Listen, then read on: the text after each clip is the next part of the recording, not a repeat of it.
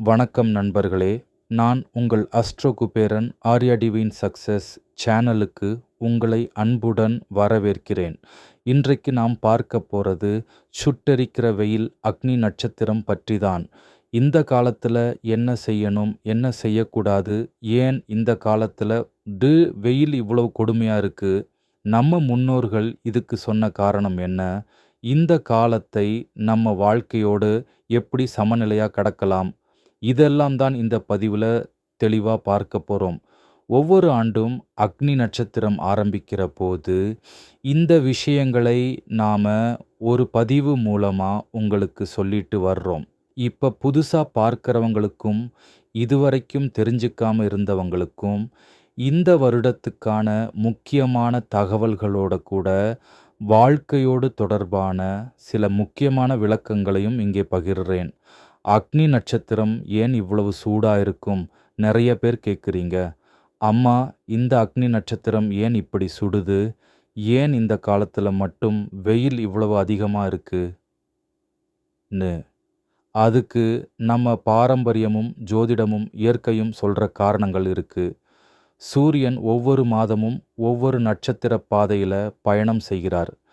அதில் பரணி 3ஆம் பாதத்தில் ஆரம்பித்து கிருத்திகை நட்சத்திரத்தில் முழுசாக சஞ்சரிக்கிற காலம்தான் அக்னி நட்சத்திர காலம்னு நம்ம முன்னோர்கள் சொன்னாங்க. கிருத்திகைனாலே அக்னி, சூடு, ஒளி, விறுவிறுப்பு, இந்த உணர்வுகள் எல்லாம் நமக்கு ஞாபகம் வரும். அதனால தான் கிருத்திகை நட்சத்திரம், பெரிய கார்த்திகை, திருவண்ணாமலை, அக்னி தலம் இதெல்லாம் ஒரே சங்கிலி மாதிரி நம்ம கலாச்சாரத்தில் இணைந்து இருக்குது.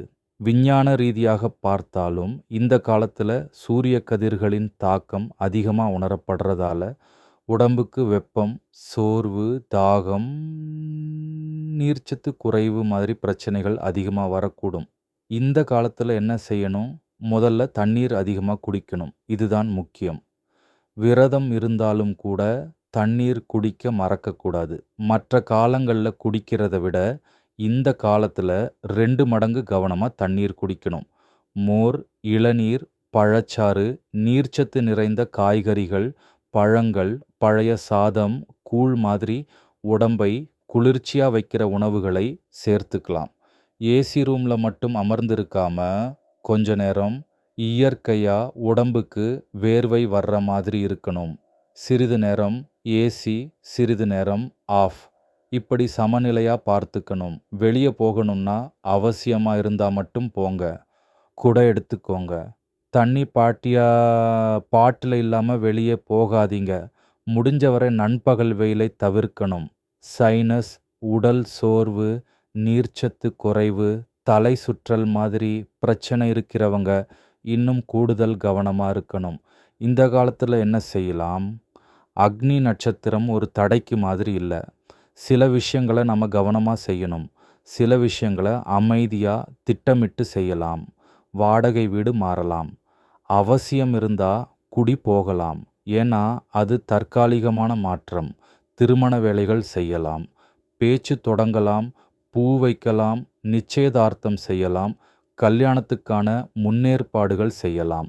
சீமந்தம் செய்யலாம். இதெல்லாம் தடையில்லை. தேவைப்பட்ட காலத்தில் இதை அமைதியாக செய்யலாம். மஞ்சள் நீராட்டு விழா செய்யலாம். குலதெய்வ வழிபாடு எல்லா நாளும் செய்யலாம். இதுக்கு தனியாக நல்ல நாள் காத்திருக்க வேண்டிய அவசியம் இல்லை. ஒரு முக்கியமான விஷயம், இந்த காலத்தில் உங்களுக்கு ஏதாவது தொடங்கணும்னு தோணினா முதல்ல குலதெய்வம், இஷ்ட தெய்வம், விஷ தெய்வம் வழிபாடு பண்ணிட்டு தொடங்கலாம். இதில் மன அமைதியும் நம்பிக்கையும் கிடைக்கும். என்ன செய்யக்கூடாது? அக்னி நட்சத்திர காலத்தில் சில விஷயங்களை தவிர்க்க சொல்கிறது நம்ம மரபு. புது வீட்டுக்கு குடி போகக்கூடாது. சொந்த வீடு கட்டி நிரந்தரமாக குடியேற போகிறவங்க இந்த காலத்தை தவிர்க்கலாம். மொட்டை அடிக்கக்கூடாது. காது குத்தக்கூடாது. மரம் வெட்டக்கூடாது. கூரை மேயக்கூடாது. புது ஓடு மாற்றும் வேலைகள் முடிந்த அளவுக்கு தவிர்க்கலாம்.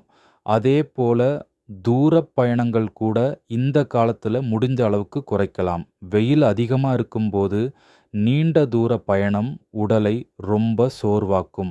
விதை விதைப்பது, மரம் நடுவது, மரம் வெட்டுவது, இதெல்லாம் முடிந்தவரை தவிர்க்கலாம். ஏன்னா இந்த காலத்தில் உயிர்ப்பும் நீர்ச்சத்தும் நிழலும் ரொம்ப முக்கியம். பரிகாரங்கள் என்ன? இந்த காலத்தில் செய்யக்கூடிய எளிய பரிகாரங்கள் பல இருக்கு. காலை எழுந்தவுடன் சூரியனுக்கு நீர் விடலாம். ஓம் சூர்யாய நமகான்னு ஜபிக்கலாம். ஆதித்ய ஹிருதயம் படிக்கலாம். அல்லது சூரிய பகவானை நினைச்சு மனமாற வேண்டிக்கலாம். சிவன் கோயிலுக்கு முடிந்தவரை பன்னீர், இளநீர், பால், தயிர் போன்ற குளிர்ச்சியான அபிஷேகப் பொருட்களை வாங்கி கொடுக்கலாம். சிவனை குளிர்விப்பது உலகம் குளிர்வதற்கான அடையாளம்னு சொல்வாங்க. மேலும் விலங்குகளுக்கும் பறவைகளுக்கும் தண்ணீர் வைப்பிறது ரொம்ப பெரிய புண்ணியம். இந்த காலத்தில் அதுதான் உண்மையான கருணை. எவ்வளவு நாள்? இந்த ஆண்டு அக்னி நட்சத்திரம் மே 4 முதல் மே 28 வரை இருக்கும். அந்த காலம் முடிந்ததும் இந்த கட்டுப்பாடுகளும் முடிந்துடும். அதுக்கப்புறம் வழக்கமான வேலைகளை தாராளமாக செய்யலாம். நிறைவு. இந்த பதிவு யாருக்கெல்லாம் தேவைப்படும்னு நினைக்கிறீங்களோ அவங்க எல்லாருக்கும் பகிர்ந்துடுங்க. கல்யாண வேலை ஆரம்பிக்கிறவங்க, வீடு மாற வேண்டியவங்க, உடல் நலத்துக்கு கவனம் தேவைப்படுகிறவங்க எல்லாருக்கும் இது உதவும். இந்த ஆன்மீக வீடியோவை லைக் செய்து விடுங்கள். உங்கள் நண்பர்களுடனும் பகிர்ந்து நீங்களும் சப்ஸ்கிரைப் பண்ணுங்க.